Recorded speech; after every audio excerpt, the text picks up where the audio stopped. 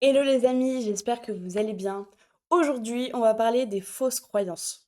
Ce sont des histoires que tu te racontes à toi-même et qui aujourd'hui t'empêchent de surperformer en closing, d'aider plus de gens et d'augmenter en plus de ça tes commissions. Alors bienvenue dans cette nouvelle vidéo. Aujourd'hui, tu vas ressortir avec 5 croyances limitantes dont tu n'avais peut-être pas conscience au départ et je vais te donner également les 5 clés pour pouvoir justement y faire face, faire sauter toutes ces barrières qui aujourd'hui t'empêchent de closer beaucoup plus parce que moi-même je l'ai vécu. Et donc tout ça, toute cette vidéo, c'est vraiment un récap de plusieurs mois d'expérience qui m'ont empêché de closer mieux, d'aider plus de gens, de faire de meilleures commissions. Mais maintenant que tu vas pouvoir en prendre conscience, tu vas pouvoir casser ce plafond de verre. La première croyance, c'est d'avoir la peur du rejet. Je ne sais pas si ça t'est déjà arrivé, de te dire que tu avais tellement peur de te prendre un non que tu n'osais pas proposer l'offre premium à ton prospect. Alors que c'est sûrement l'offre qui aurait le plus aidé ton prospect dans cette situation. Mais vu que tu avais peur de te prendre un non à l'offre premium, en fait, tu n'as pas osé la proposer. Et c'est hyper dommage parce que tu le punis lui, tu te punis toi, parce que du coup, tu n'augmentes pas forcément tes commissions. Tout ça parce que tu avais peur d'avoir un refus. Et c'est presque égoïste de ta part parce que ça veut dire que là, tu penses à toi et non pas à ton prospect. Et moi, je suis passée par là pendant plusieurs mois et j'ai décidé de dire stop. Et pour ça, j'ai utilisé un pattern interrupt qui est que chaque non te rapproche d'un oui. J'avais trouvé cette phrase dans un livre que je trouvais exceptionnelle, c'est que chaque non que tu as, vois-le comme une marche supplémentaire pour aller vers un oui sur le long terme. Et donc aujourd'hui, comment est-ce que tu peux casser justement cette peur du rejet? C'est en t'y confrontant par répétition. Par exemple, si jamais tu fais ton follow-up par SMS, donc par WhatsApp ou par email ou quoi que ce soit, si tu as peur du rejet, ce que je te conseille de faire, et moi je l'ai beaucoup appliqué, alors peut-être que je suis un peu sadique envers moi-même, mais c'est de prendre ton téléphone et d'appeler un par un tous tes prospects pour ton follow-up. Et pas de panique. Si tu ne sais pas quoi leur dire, c'est pas grave. T'as pas besoin d'avoir un script précis sur quoi leur dire. Juste, tu ne réfléchis pas. Tu prends ton téléphone, tu appelles le premier prospect que tu as sur ta liste et tu attends qu'il décroche. Et soit il ne décroche pas et dans ce cas-là, t'envoies un petit SMS. Ou alors il décroche et là, tu vas trouver quoi lui dire à l'instant T. Ça peut être par exemple Hello prospect, j'espère que tu vas bien. Je voulais savoir un petit peu comment ça se passait de ton côté. Est-ce que tu as pu voir les ressources que je t'ai envoyées? Qu'est-ce que tu en as pensé? Comment est-ce que ton projet avance? Où est-ce que tu en es aujourd'hui? Est-ce que tu veux qu'on refasse un point ensemble?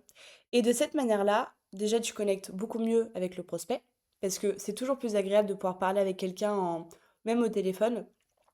Ensuite, tu fais face à la peur du rejet, c'est-à-dire que en t'y confrontant par répétition, tu verras que tu seras beaucoup moins sensible ensuite. Après, la deuxième croyance, c'est d'avoir peur de brusquer le prospect en allant le challenger. Alors ça, c'est quelque chose qui concerne beaucoup les closers débutants, mais même ceux qui sont intermédiaires. Et moi, personnellement, je me suis très longtemps retrouvée coincée. Je n'osais pas les challenger. Parce que je me disais, Margot, c'est être méchante d'aller challenger. T'es en train de remettre le couteau dans la plaie, alors que le pauvre bonhomme, il n'en a pas besoin. Mais mettons en tête que challenger, ce n'est pas confronter, contrairement à ce qu'on pourrait croire. C'est accompagner quelqu'un vers une vérité qu'il connaît déjà, mais qu'il évite. Challenger, c'est mettre de la lumière sur un problème sur lequel il se ment lui-même. Comment est-ce que tu peux surpasser cette croyance de te dire que si tu vas challenger le prospect, tu vas casser cette relation de confiance, tu vas le casser lui, c'est-à-dire que tu n'as pas envie de remettre le couteau dans la plaie. Déjà, cette histoire, c'est une histoire que tu te racontes et c'est une histoire qui est complètement fausse.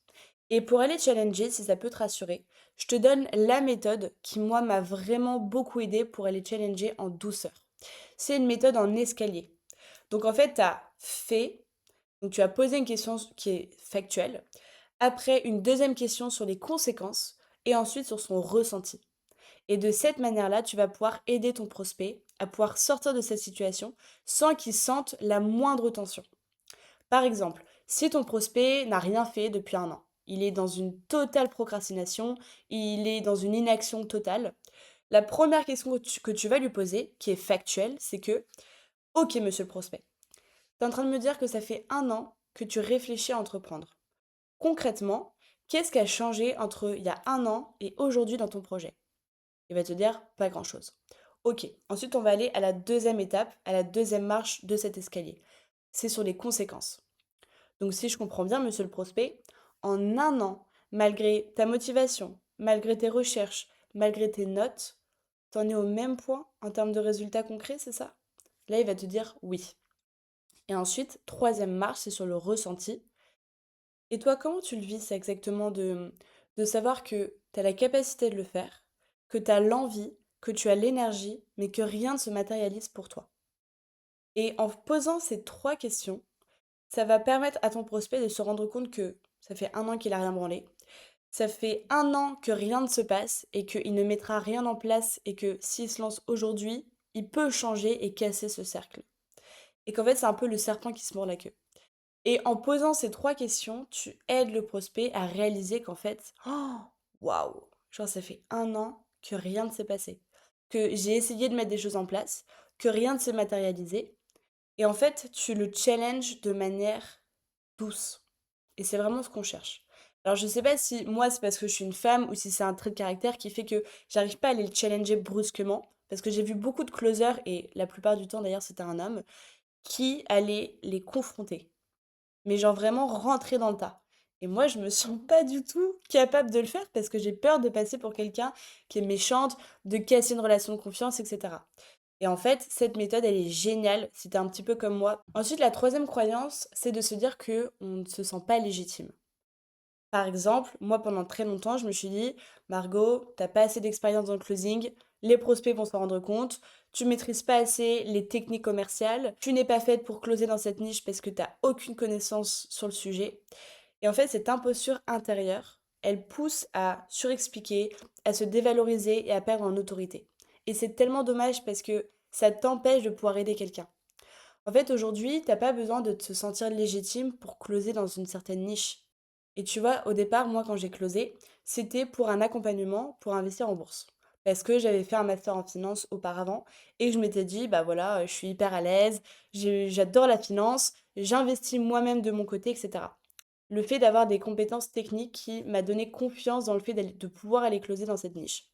Et dans mes premiers appels, je me suis confrontée à des pères de famille, à des grands-pères qui investissaient depuis 15 ans, depuis 20 ans. Et je me suis dit, waouh, Margot, toi, t'es qui en fait pour sortir de tes études de finance et de pouvoir closer des gens qui investissent depuis déjà, eux, 15 ans, 20 ans, 30 ans. Mais tu te prends pour qui? Et en fait, j'en ai discuté avec mon infopreneur et il m'a dit, Margot, si ces prospects sont en appel avec toi, c'est qu'il y a un problème qui n'a pas été résolu. Mais toi, ton rôle, c'est de faire un diagnostic sur ce qui n'a pas fonctionné pour eux, pourquoi est-ce qu'ils sont encore en appel avec moi et comment est-ce que moi, justement, je peux leur fournir le meilleur véhicule pour résoudre leurs problématiques.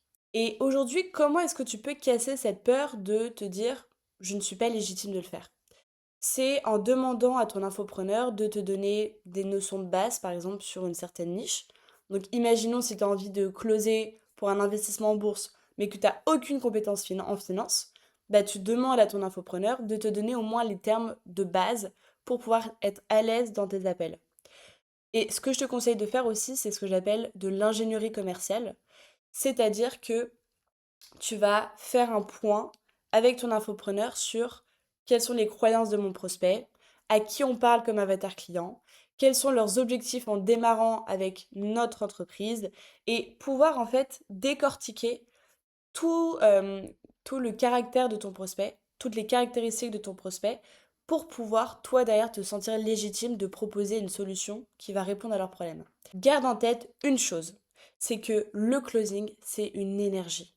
Plus on est sûr de nous, plus on est sûr de ce qu'on propose, plus on est sûr du véhicule qu'on fournit à notre prospect, plus on aura confiance et on se sentira légitime de le faire.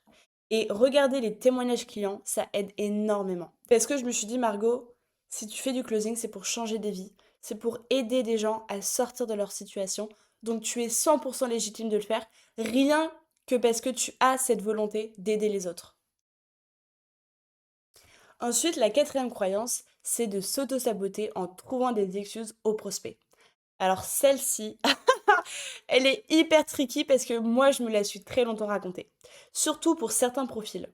Par exemple, très souvent, les mecs que j'avais qui étaient au chômage, je me disais d'avance, le mec, il n'a pas d'argent, il va jamais investir 5000 balles dans un accompagnement, etc.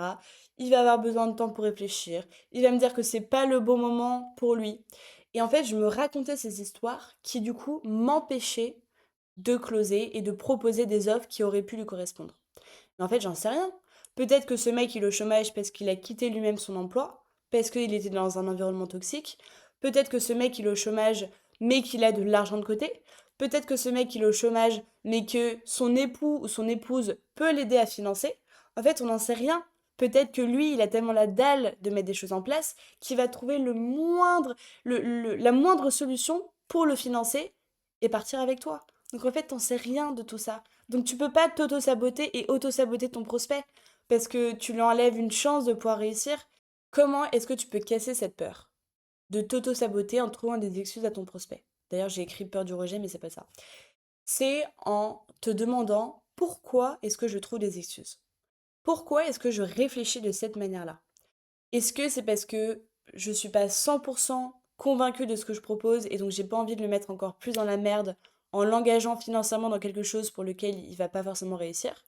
Est-ce que je réfléchis comme ça parce que je me projette dans sa situation et que c'est pas forcément ce que j'aurais fait à sa place? Et en fait, en te posant tout type de questions comme celle-ci, tu essayes de comprendre pourquoi est-ce que tu t'auto-sabotes toi-même. Ensuite, la dernière croyance, c'est je suis trop intrusive si j'insiste. Alors ça, c'est l'une des erreurs les plus coûteuses, surtout aux closers débutants et intermédiaires. C'est-à-dire que dès qu'un prospect te dit je vais réfléchir, c'est pas le bon moment, c'est trop cher pour moi, etc., le closer répond pas de problème, prends le temps dont tu as besoin et on se fait un R2 dans X semaines. Parce que tu n'oses pas insister. Tu n'oses pas aller chercher derrière l'objection. Parce que tu as peut-être peur de blesser, peut-être parce que tu es trop poli et que tu te dis que si tu forces, bah, tu vas casser cette relation de confiance que tu auras construite avec ton prospect, que tu as peut-être peur d'être perçu comme un vendeur de bas étage, comme un vendeur de tapis. Mais en fait, la vraie question que tu dois te poser aujourd'hui, c'est est-ce que insister, c'est vraiment être intrusif? Non. Quand tu insistes, c'est parce que c'est uniquement dans l'intérêt du prospect.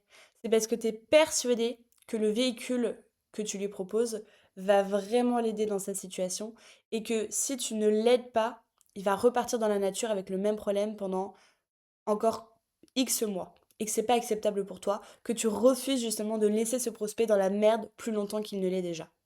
Et donc quand tu as une objection, mets-toi en tête que c'est pas un refus définitif, c'est pas un non. Et je reprends la phrase de tout à l'heure, chaque non te rapproche d'un oui. Donc quand ton prospect te dit non une première fois, c'est qu'il n'est pas encore assez convaincu pour dire oui. Et dans ces cas-là, tu dois aller creuser. Tu dois comprendre pourquoi est-ce qu'il te dit non. Genre c'est ok de me dire non, mais donne-moi une vraie raison. Parce que moi, en tant que closer, je n'achète pas tes croyances à toi. Je n'achète pas tes propres croyances limitantes. Alors comment est-ce qu'on peut justement cacher cette peur de se sentir intrusif si on insiste? Mets-toi en tête que la vente, c'est une boucle. Et c'est pas une ligne droite. Et ça, c'est vraiment le concept de Jordan Belfort. L'idée, elle est très simple. L'idée, c'est que pour qu'un prospect puisse acheter, il doit atteindre un niveau de certitude suffisant sur ces trois éléments principaux. L'offre, est-ce que ça va vraiment m'aider? Toi, le closer, est-ce que moi, en tant que prospect, je fais confiance à la personne qui essaye de me vendre quelque chose? Et l'entreprise, est-ce que c'est sérieux? Est-ce que je lui fais confiance? En fonction de ça, si le prospect il est convaincu que à 2 sur 3, il ne partira pas avec toi.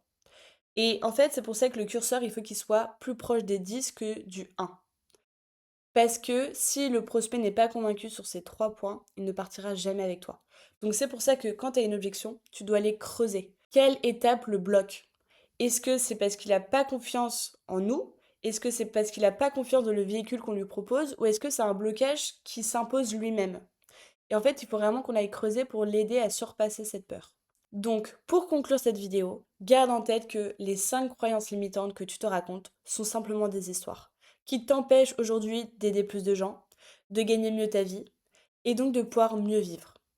J'espère que cette vidéo t'a plu. C'était Margot. Ciao.